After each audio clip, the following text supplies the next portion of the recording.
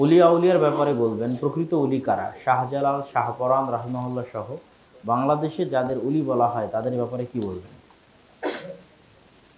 আমরা শাহজালাল এবং শাহপরান রাহিমাহুল্লাহর কবরে পূজা করার বিরোধী, কিন্তু তাদের সম্পর্কে মন্দ কিছু না জানা পর্যন্ত তাদের সম্পর্কে ভালো ধারণা রাখাকেই উত্তম মনে করি। যে তারা এই দেশে দিন প্রচারের জন্য এসেছিলেন, তাদের সাধ্য অনুযায়ী যেটা ভালো বুঝেছেন সেই দিন তারা এই দেশে পৌঁছে দিয়েছেন। এরকম কোনো প্রমাণ পাওয়া যায় না যে তারা এই দেশে এসে কবরের পূজা করেছেন, অন্য কারো কবরের বা অন্য কারো মূর্তির পূজা করেছে। তারা চেষ্টা করেছেন মানুষকে মূর্তি পূজা থেকে মুক্ত করতে, কিন্তু সেই মানুষেরাই পরে মূর্তি পূজা থেকে মুক্ত হয়ে তাদের কবরের যে পূজা শুরু করবে এটিকে তারা জানতো না। তো আল্লাহ সুবহানাহু ওয়া তাআলার ওয়ালি হচ্ছে আল্লাহ সুবহানাহু ওয়া তাআলার বন্ধু।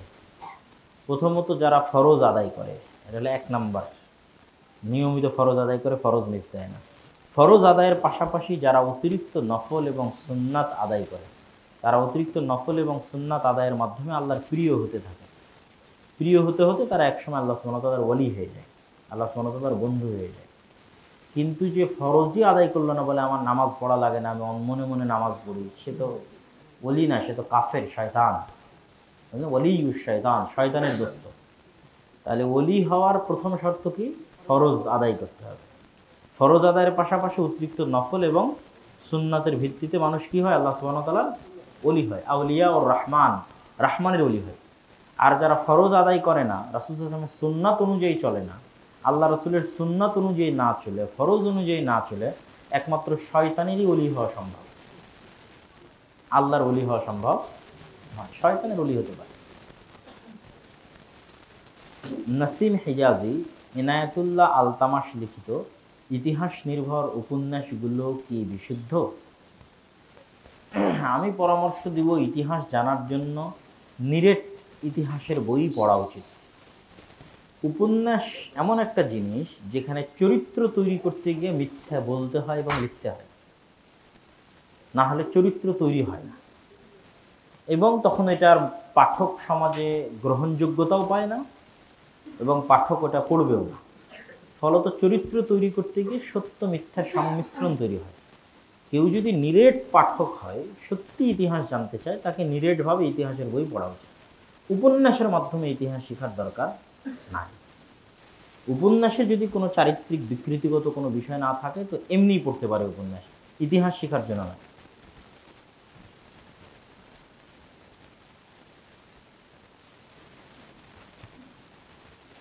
শেষ বৈঠকে বসা হচ্ছে, যে কোনো সালাতের শেষ বৈঠক যদি হয় তাহলে মানুষ এক পা নিতম্বের পিছন দিয়ে বের করে দিবে এবং তার নিতম্বের উপর বসে থাকবে।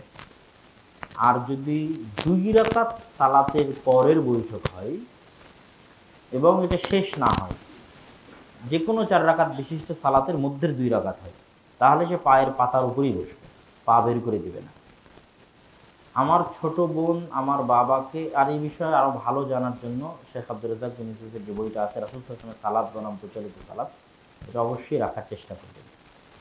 শুধু সূচিপত্র পড়লে আপনার মাসালা জানা হয়ে যাবে, সূচিপত্র ভিতরে না পড়লে।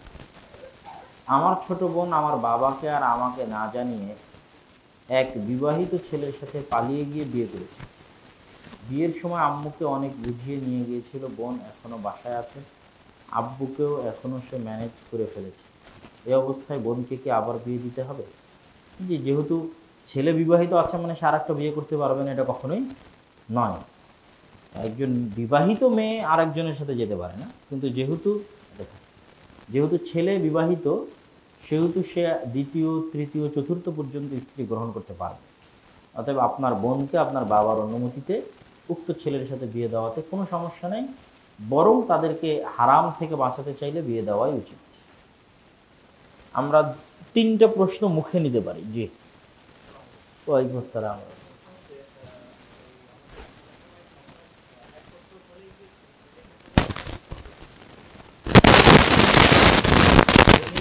উত্তর দিয়ে নি, নিজে প্রশ্ন করবে,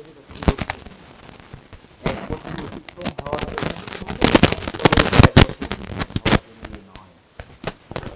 নিসাব পরিমাণ সম্পদের উপর 1 বছর অতিক্রম হলে আর যে কোনো সম্পদ ওর সাথে যুক্ত হবে, যেটা আজকে এখন 1 সেকেন্ড আগে আসলো, সেটারও জাকাত দেওয়া লাগবে। জাস্ট নিসাব পরিমাণ সম্পদের উপর 1 বছর অতিক্রম হওয়া লাগবে। নিসাব পরিমাণ যেমন এখন 7.5 ভরির বাজার মূল্য কত? 7.5 লাখ টাকা। এখন 1 ভরি সোনার দাম কত? 1 লাখ না, 1,12,000। তাহলে 7.5 ভরির দাম কত হবে? 8 লাখ ধরি। যদি 8 লাখ টাকা ধরি তাহলে 8 লাখ টাকা অথবা 8 লাখ টাকা সমপরিমাণ যে কোনো জাকাতযোগ্য সম্পদের উপর 1 বছর পার হয়েছে। 1 বছর পার হওয়ার পর যেই দিন আপনি জাকাত বের করতেছেন, ওই দিন আপনার কাছে যা যা আছে, যেগুলো 1 সেকেন্ড আগে আসুক, 10 মিনিট আগে আসুক, 10 দিন আগে আসুক, 1 বছর আগে আসুক, সবগুলোর জাকাত দেবে। শুধু কোনটার উপর 1 বছর অতিক্রম হওয়া লাগবে? নিসাব পরিমাণ সম্পদের উপর। তাও তো আমি এটা বললাম যে মধ্যেখানে আপনি ফকির হয়ে গেলেও সমস্যা নেই। আপনি যেই মুহূর্তে নিসাব পরিমাণ সম্পদের মালিক হয়েছেন, 8 লাখ টাকা বা এই পরিমাণ সম্পদের মালিক হয়েছেন, ওই তারিখটা লিখে রাখলেন। তারপরে ওই তারিখে গিয়ে আপনি হিসাব করলেন, তখন আপনি কয় টাকার মালিক? তখন আবার 8 লাখ বা তত পরিমাণ সমপরিমাণ টাকার মালিক। তাহলে মাঝখানে কি আছে, কি গেল, কোনটার উপর 1 বছর হলো না হলো, এগুলো ইন্ডিভিজুয়ালি আলাদা কোনো হিসাব হবে না। বলে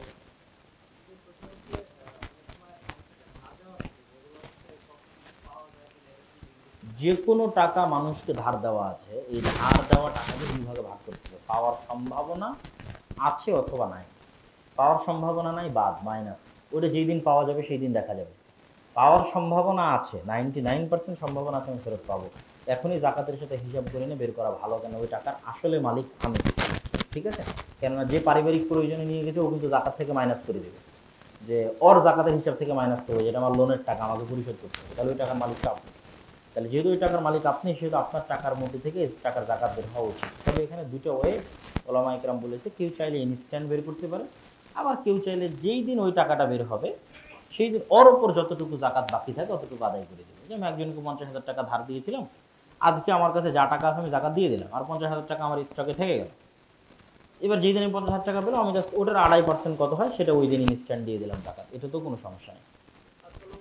এতজনের তো উত্তর দেওয়া যাবে না, আমরা 3টে প্রশ্নের উত্তর নিব। তার মধ্যে এই ভাই অনেক আগে হাত উঠিয়েছে।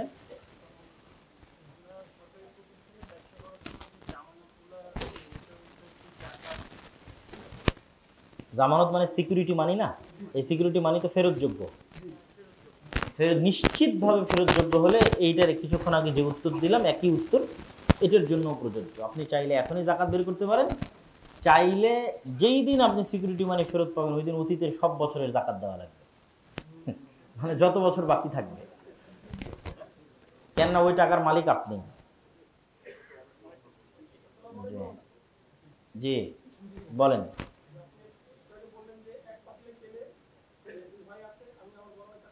হুম,